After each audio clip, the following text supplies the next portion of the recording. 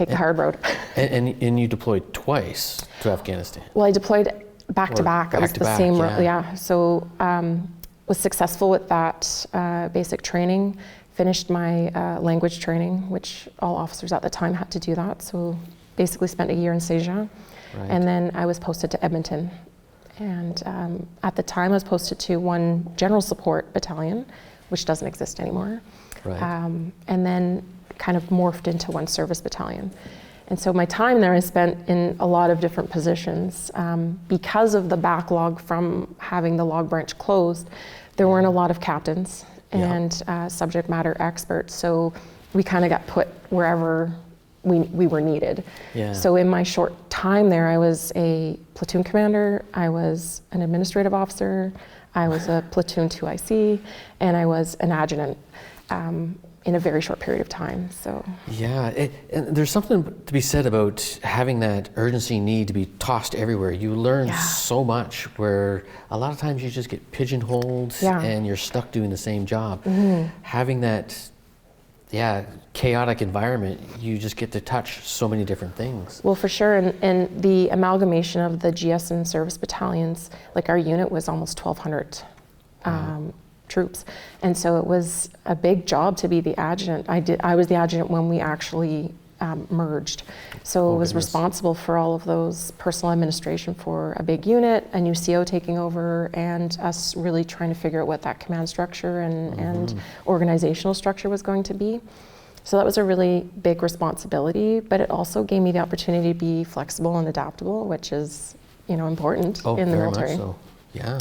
So my husband, who is also in the military, David Wood, he and I started dating, and he was in Cold Lake and I was in Edmonton, so we did the long distance thing for a bit. Not too far? Not too far, 3 hours on a Friday night after the mess. Yeah. It was a bit of a challenge sometimes, but he was asked to deploy to Afghanistan, and he was leaving in the end of October.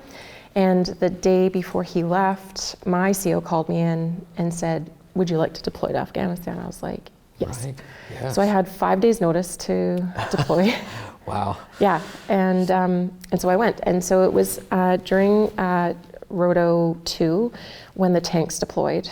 Okay. I went in with that task force, so 203 Echo, I think is what our official name was. Right. It was at the time then when Afghanistan was had its own task force commander, because before it was a battle group that was commanding the people on the ground, and now the first general was coming in to be, task force Afghanistan. Yeah. So I was going in with that structure to kind of do some things, but in a really cool position, I was offered a position in the G3 shop, which is unheard of for logistics officers to be in that position. Right.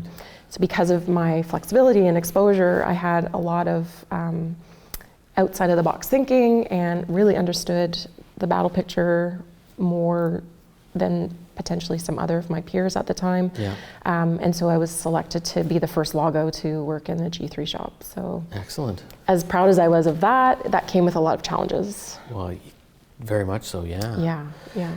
And so back-to-back rotos, how does it feel? Because I know when you get too near to an end of a roto and you're starting to gear down, you're like, oh, I can't wait to go home. Yeah. How does it feel to see everyone go home and you're like, well, I'll see you next time? Yeah, I mean, it was kind of twofold because Dave was there. Right. And so he was kind of getting ready to redeploy home. And I still had another 6 months to go. And so it was bittersweet because I had in my mindset, I was told that we were going to be there for a year. And so I was just like, okay, I'm hunkering down and just going to do my job for that period of time. I wanted to be there, but yeah, you're right. The first set of people went, I was like, bye. See you later. And then the new set of people came in, and as you know, everybody has their own way of doing things. It was a new task force. I didn't do workup training with them. And so I was this anomaly, and even though I was doing the job, I didn't really fit in with that new roto. Yeah, and that's hard because like you said, people have their own way of doing things, so they have new ideas and they want to change it, even though it's worked so far. Right. And now they want to change it. Yeah. And you're just this outside force. Yeah, you weren't part of the workup training. You're not part of the crew, right? Exactly. And, you know, as you know, there's like the way we train, and then there's the way that we execute the things that we do. Yeah. And during that time, like that was Op Medusa and a lot of combat, and we were losing a lot of soldiers at the time. And so our challenge was, my role was to be the interface between the task force commander and back home with SEFCOM. Right. And so we were that conduit, and as you know, it's like Canada was like, what's happening, what's happening, what's happening? Yep. And so we had to learn our own strategies sometimes to kind of like temper the battle picture so that Canada was not like pressing for information, which was then interfering with the troops kind of in a battle. Yeah. Right? So we had our way of like kind of massaging how to send information to Canada. And these new Roto came in with the way that they were taught in Wainwright, and we're like, that doesn't work here, right? You're going to learn really quick. That's going to be a pain in your side. Well, and that's it, right? Like you have the doctrine, but sometimes that doctrine is not updated enough because the battle space changes, and that's where that lessons learned kind of came in with Afghanistan. And a lot of that lesson was earned by blood, right? Yeah, unfortunately. So, I mean, I had a challenge when I first joined, like when I first showed up in theater. I had my, like the G3, I went in and did my interview with him. Came out that, you know, I was a log officer. He asked me like, what's my next steps when I go home? Because he was doing some career stuff as they do, you know. So I said I wanted to go on my QM course and all this. And he's like, QM course? He's like, but you can't do a QM course in a combat arms. I'm like, oh, I'm not combat arms. I'm a logistics officer. He's like, oh, you're in the wrong spot. He's like, log ops is downstairs. And I'm like, no, sir, like I'm supposed to be here. Yeah. And so it took them a little bit of time to understand why I was there.